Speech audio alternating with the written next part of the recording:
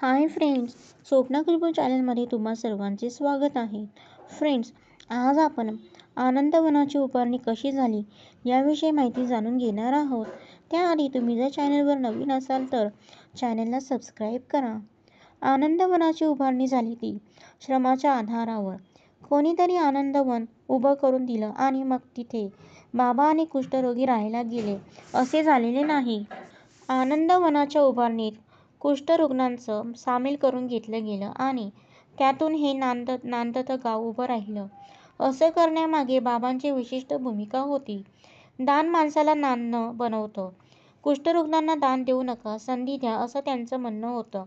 या भूमिकेमुळेच आनंदवनाच्या अगदी सुरुवातीच्या काळापासून बाबांनी कुष्ठरुग्णांना उपक्रमशील बनवलं. पण बाबा कुष्ठरुग्णांना राबवून घेतात अशी पुष्कळ टीका झाली. प्रख्यात कुष्ठरोगतज्ज्ञ डॉ. पॉल ब्रॉन यांनीही बाबांवर या आशयाचे ताशेरे ओढले होते. पण बाबा त्यांच्या भूमिकेपासून ढळले नाहीत. त्यांचं फळ आज आनंदवनाच्या रूपाने आपल्या समोर आहे. नंतर डॉ. ब्रॅन यांनीही आपली चूक कबूल केली. बाबांनी आनंदवनात सर्वात पहिला उद्योग उभा केला तो शेतीचा. शेतीने आनंदवनाची अन्नाची गरज भागवली, कुष्ठरुग्णांना स्वयंपूर्ण बनवले आणि पैसेही मिळवून दिले. त्यानंतर बाबांनी उद्योगाचाही पाया घातला. कुष्ठरुग्णांनी स्वतःच्या पायावर उभं राहावं आणि शक्य तितक्यांनी पुन्हा समाजात जाऊन काम सुरू करावं अशी बाबांची मनापासून इच्छा होती. कुष्ठरुग्णांच्या पुनर्वसनाच्या दृष्टीने बाबांचं नियोजन पक्कं होतं. उद्योग सुरू करण्यामागे आणखीही काही कारणे होती. सुरुवातीच्या काळातले हे कुष्ठरुग्ण केवळ शरीराने जिवंत पण मनाने पूर्ण खचून गेलेले असत. स्वतःच्या कुटुंबाने घराबाहेर काढल्याच्या धक्क्यातून ही मंडळी सावरलेली नसत. त्यांतच कुष्ठरोगामुळे झालेल्या जखमांमुळे होणाऱ्या आंतरिक वेदना तसंच नसांचे दुखणे त्यांना असह्य होत असे. माणसे अक्षरशः गुरासारखी ओरडत, निराशेच्या गर्तेत ओढली जात. त्यावर केवळ औषध हा उपाय नाही याची जाणीव बाबांना लवकरच झाली. या लोकांचं मन गुंतून राहील असा काहीतरी उपाय शोधून काढला नाही तर ही माणसे वेडी होतील, आत्महत्या करतील हे त्यांना दिसत होतं. सुरुवातीच्या काळात तशा घटनाही घडल्या. काही रुग्णांनी विहिरीत उडी मारून आत्महत्या केल्या. त्यामुळेच कुष्ठरुग्णांना कोणत्या तरी कामात गुंतवून ठेवलं पाहिजे असं बाबांचं ठाम मत बनलं होतं. आनंदवन MIDCची सुरुवात झाली ती चरख्यापासून. बाबांवर महात्मा गांधी आणि आचार्य विनोबा भावे यांचा प्रभाव होता. त्यामुळे उद्योगाची सुरुवात चरख्याने होणं स्वाभाविक होतं. सुरुवातीला आनंदवनात 10-15 अंबर चरखे होते. नंतर वाढवत बाबांनी चरख्यांची संख्या 100-150 वर नेली. इथे बाबांचं वेगळेपण सांगावंसं वाटते. त्यांनी चरख्याकडे पाहिले ते एक उद्योग म्हणूनच. ते स्वतः खादी वापरायचे पण आनंदवनातल्या कुष्ठरुग्णांना त्यांनी खादी घालण्याची सक्ती कधीही केली नाही. कोणी कसं राहावं, कोणते कपडे घालावेत, कोणते घालू नयेत यावर आनंदवनात कधीच बंधने नव्हती. कोणत्याही व्यक्तीवर आपण सांस्कृतिक अतिक्रमण करता कामा नये असं त्यांचं म्हणणं होतं. उलट कुष्ठरुग्णांनी रंगीबेरंगी कपडे घातले, त्यांच्या बायकांनी गजरे घातले, नेल पॉलिश लावलं की बाबांना कोण आनंद व्हायचा. तो म्हणायचे, बघा हे कुष्ठरोगी आयुष्य कसं भरभरून अन आनंदाने जगताहेत. तर सांगत असं होतं की त्यांनी चरखे बसवले होते ते कुष्ठरुग्णांच्या हाताला काम आणि खिशाला पैसे मिळावेत म्हणून. सुरुवातीला गांधीजींच्या सेवाग्राम आश्रमातून पिवळू यायचे आणि त्याचं सूत काढून ते सेवाग्राममध्ये पाठवले जायचे. नंतर आमच्याकडे कापूस पिकू लागल्यावर इथेच पीक काढून त्यांचं सूत कातायला सुरुवात झाली. मला आठवते. आनंदवनात शेवटचं सूत कातले गेले तेव्हा तब्बल 3,33,333 गुंड्या आम्ही सेवाग्रामला पाठवल्या होत्या. तेव्हा आनंदवनात 100 अंबर चरखे होते. सूत जोडताना थुकी लावावी लागत असे. त्यामुळे त्यावेळी कोणीतरी खुसपट काढले. कुष्ठरोग्यांनी तयार केलेल्या सुतामुळे रोग पसरू शकतो. त्यामुळे तुम्ही हे सूत स्टरलाइज करून पाठवा.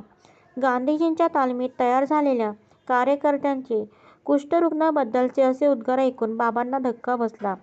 ते म्हणाले, मी इथे कुष्ठरोग कमी करायला बसलोय की पसरवायला. त्यांनी उद्देशाने सगळ्या अंबर चरख्यांची होळीच करून टाकली. ते काम बंद पडले. ही गोष्ट असेल 1964-65ची.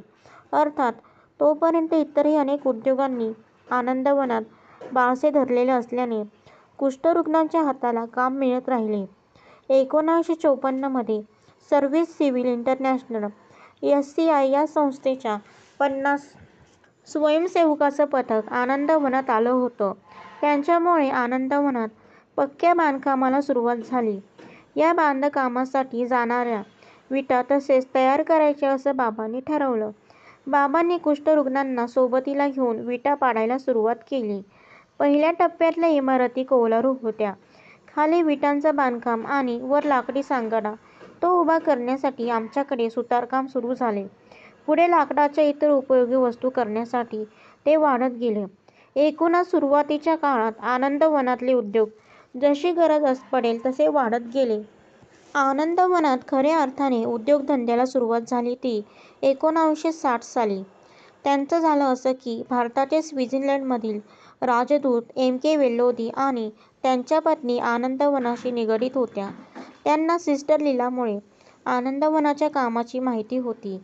1957-58 च्या सुमार असेल.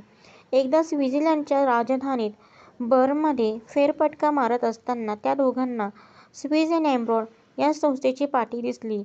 संस्थेत जाऊन चौकशी केल्यावर त्यांना कळले की ही संस्था जगभरातल्या चांगल्या कामांना निधी पुरवते आणि त्यांना भारतातल्या संस्थांनाही मदत करण्याची इच्छा आहे. वेल्लोदी दाम्पत्याने त्यांना उत्साहाने आनंदवनाबद्दल माहिती दिली आणि या संस्थेने चक्क आनंदवनाला 30,000 स्विस फ्रँक्सची मदत देण्याचे नक्की केले.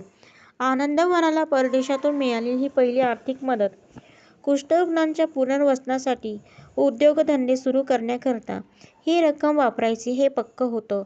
आपण जे उत्पादन सुरू करू ते उपयोगी हवं आणि सहजगत्या विकलं जाणारंही हवं. यावर बाबा ठाम होते. आनंदवनाच्या आसपासच्या गावांमध्ये विकता येतील अशा कोणत्या वस्तू असू शकतात याचा विचार त्यांच्या डोक्यात सतत सुरू असे.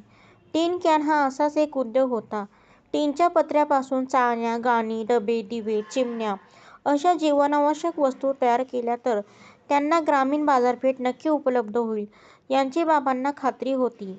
त्या काळी सगळ्याच गावांमध्ये उंदरांचा सुळसुळाट असे. हे उंदीर टिनच्या डब्याखेरीज कशालाही दाद देत नसत. त्यामुळे सगळीकडे टिनच्याच वस्तू वापरल्या जातात. स्विस एम्ब्रॉडच्या अधिकाऱ्यांनाही ही योजना पसंत पडली आणि हा उद्योग उभा करण्यावर शिक्कामोर्तब झाले. या उद्योगासाठी आवश्यक ती मशिनरी आणली गेली. त्यानंतर टिन कॅन प्रोजेक्टचं औपचारिक उद्घाटन करण्यासाठी स्वित्झर्लंडचे भारतातले राजदूत जॅक्स ॲल्बर्ट गुप्ता आनंदवनात आले होते.